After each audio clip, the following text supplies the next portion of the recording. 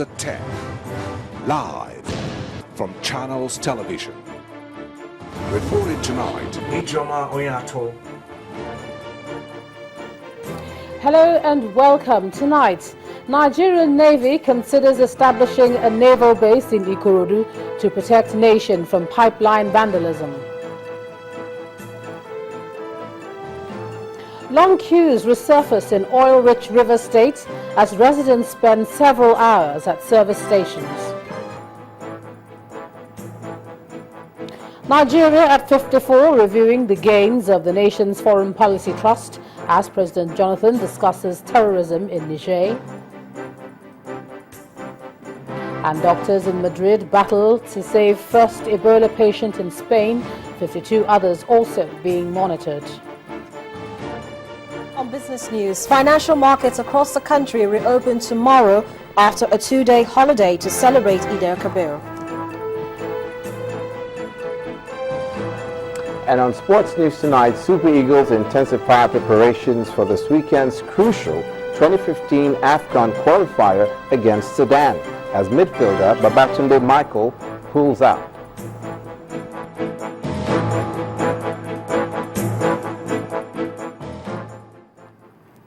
President Goodluck Jonathan is already in Niamey for the extraordinary summit of heads of state and government of the Lake Chad Basin Commission in Niger Republic. The leaders of over 15 countries are discussing areas of collaboration on the war against terror. Today's meeting is coming against the backdrop of an earlier one held in Paris, hosted by French President François Hollande, where the presidents of Niger, Chad, Cameroon and Benin Republic all agreed to renew the progress made in the fight against terror periodically. The Islamist group Boko Haram has evolved from a local insurgency group to a brutal militant one now operating in West Africa. And it appears to be the end of the road for petroleum pipeline vandals in the Ikorodu axis of Lagos State, southwest Nigeria, as men of the Nigerian Navy have arrested a ring of smugglers. The operation, carried out in conjunction with the Nigerian Army, resulted in the confiscation of thousands of jerrycans filled with petrol siphoned from the pipelines running through the area. Our correspondent Oreoluwa Shonibare reports. Stealth. This is the operative word of this action conducted by men of the Nigerian Navy in partnership with its counterparts in the Army. The mission, tagged Awase, which means scatter in Hausa language, is designed to put a stop to pipeline vandalism in Ikorodu, Lagos State.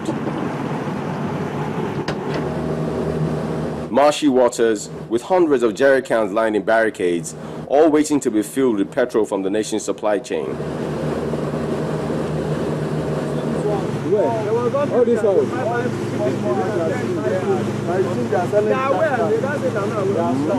The community appears to be oblivious of what goes on here, and by its appearance of a poverty-stricken neighborhood, it can easily fool anyone. A member of the community, however, speaks out. They say they put cake for there. No do. Now the thing we I know say they do not be down. They do our morning. They do our afternoon.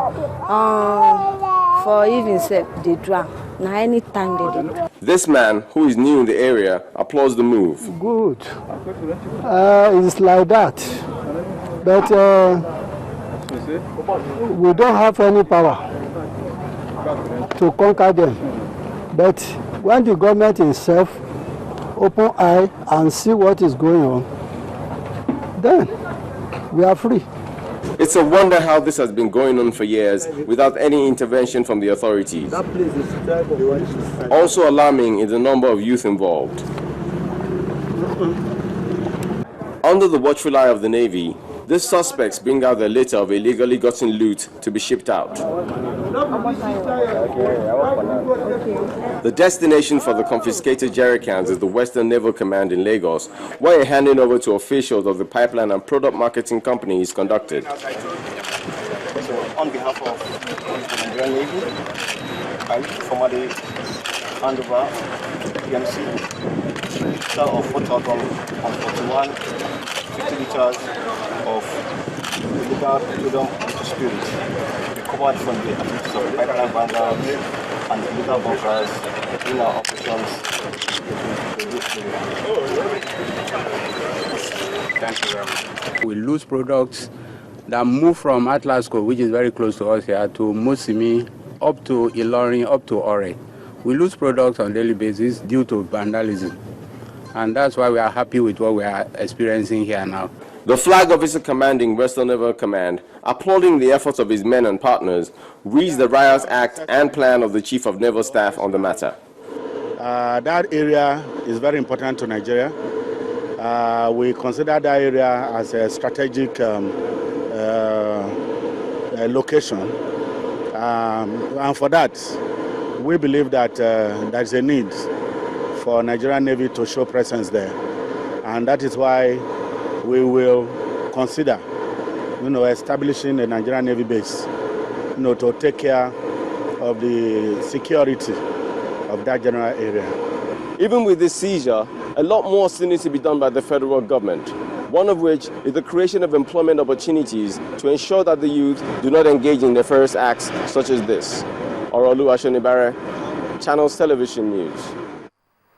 And while the product is being siphoned illegally in Lagos, long queues are gradually returning to the streets of Port Harcourt, the River State capital, South Nigeria. Most fuel stations in the city are open but not selling the product, while others are closed. And the cause of the situation is not clear. Meanwhile, the New Peng Zonal Chairman, Port Harcourt Branch, Comrade Godwin Eruba, told our correspondent that the tanker drivers branch of New Peng in the eastern zone are on strike over the poor conditions of some link roads in the zone. According to him, the LMA refinery and the Umahia Okigwe roads are some of the link roads in bad condition. Yesterday, I came here, I bought food, there was no queue. Today I came, I saw a lot of crowd. I asked, they say there is fuel scarcity. I said, what's actually the problem? Nobody seems to tell me. So I just saw a lot of crowd here. I don't actually know this is the problem. It was on Friday afternoon. I was at Agri Road, so I wanted to buy fuel. I left Agri Road for Borokiri. From Agri Road down to Borokiri, there was no fuel. I said, what was happening? So the second day, there was no fuel. I need to move down to Igritali. It was Igritali I bought fuel. And throughout Rupaku, there was no filling station that was selling. So when I saw one of the guys, I asked him what happened. He now told me that the tanker drivers, they were on strike. Away from what's going on in the petroleum sector, the acting governor of Taraba State, Alhaji Garba Umar, says the governor, Dambaba Damfulani Suntai, is missing. Alhaji Umar stated this during a media chat with journalists in Jalingo. He claimed Governor Suntai was smuggled into the country by a certain cabal who also whisked him to a private lodge in Abuja. The acting governor is alleging that the same cabal surrounding the ailing Suntai is holding him hostage in order to hold on to power to the detriment of his health. In response to the acting governor's claim, an aide of Governor Suntai insists he's recuperating while asking the acting governor to stop crying foul as he knows the whereabouts of the governor. Now, it may be a big boost for the People's Democratic Party in Ogun State, southwest Nigeria, as former members of the party are now making a comeback ahead of the 2015 general elections. Some members of the Labour Party in the state have now returned to the PDP. The party believes the new development will help them work better to ensure success at the polls. Our political correspondent Sheung Okimbaloye reports. Interesting times, interesting scenarios in the politics of Ogun State, southwest Nigeria. The People's Democratic Party in Ogun State has witnessed uneasy times, but now it appears the different factions are closing ranks.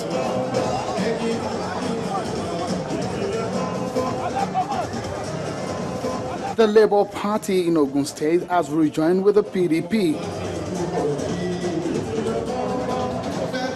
This gathering is a welcome party of some sort for the returning member, The Ekiti governor-elect, Mr. Ayofayose, who must emerge as the face of the leadership of the party in the region, equally arrives to grace the occasion. This event for the party, they say, is strategic, and they hope to cash in on this big time. We do the needful to make sure that these two gladiators may come together, work together, so that our sole candidate, we have a sole candidate for the presidential election, that's Dr. Jonathan. He will be returned as the president of this country come next year. The PDP in the Southwest has had turbulent times, but as the 2015 elections approach, this kind of quick fix to the lingering crisis will perhaps help the party position well ahead of the 2015 polls. Sheung Okimaloye, Channels Television News. Staying with politics now, the former Anambra State Governor, Mr. Pt.1, has dumped his former party, the All Progressive Grand Alliance, APGA, for the People's Democratic Party. And this is coming less than 24 hours after the presidential delegation met with him in Onitsha, Anambra State. The delegation, led by Akwa Ibom State Governor Godswill Akpabio, held conversations with him, urging Mr. Obi to cross over to the ruling People's Democratic Party. Explaining his exit from APGA, Mr. Obi said he was encouraged to join his new party, the PDP, in order to bring federal presence to Anambra State and the entire southeast region. Mr. Obi, who financed and ensured APGA's survival throughout his years as Anambra State Governor, has allegedly faced what he calls frustration and attack from the APGA national leadership under Chief Victor Ume. In part 2, after the break, public schools to resume tomorrow according to the government's directive. That's in a moment. Please stay with us.